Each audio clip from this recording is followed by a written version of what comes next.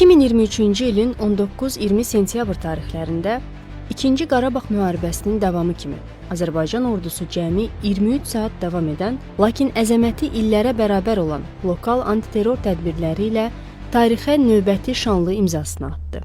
Bu qələbə asan qazanılmadı. Hər addımı şəhidlərimizin müqəddəs qanı, hər nəfəsi onların son nəfəsi ilə yoğruldu. Bu torpaq onların izi ilə ucaldı. Bu zəfər onların ruhu ilə yaşadı. Zəfəri bizə bəxş edən qəhrəman hərbiçilərimizdən biri də Əliyev Şəhriyar Bəxtiyaroğludur. Əliyev Şəhriyar Bəxtiyaroğlu 1997-ci il avqust ayının 5-də Bakı şəhəri Sabunçu rayonunda anadan olmuşdur. Şəhriyar Əliyev orta təhsilini Bakı şəhəri 307 nömrəli tam orta məktəbində almışdır. Məktəbi bitirdikdən sonra Azərbaycan Texniki Universitetinə qəbul olub. O, ali məktəbi bitirdikdən sonra Azərbaycan Dövlət İqtisad Universitetinin magistratura pilləsinə daxil olur.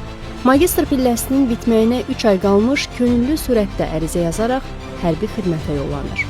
Hərbi xidmətini Azərbaycan Respublikasının daxili qoşunlarında keçir.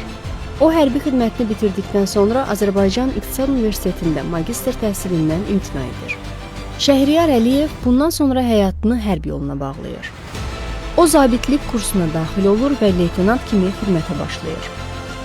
Şəhriyar Əliyev Azərbaycan Silahlı Qüvvələrinin başlatdığı antiterror tədbirlərinə qatılır.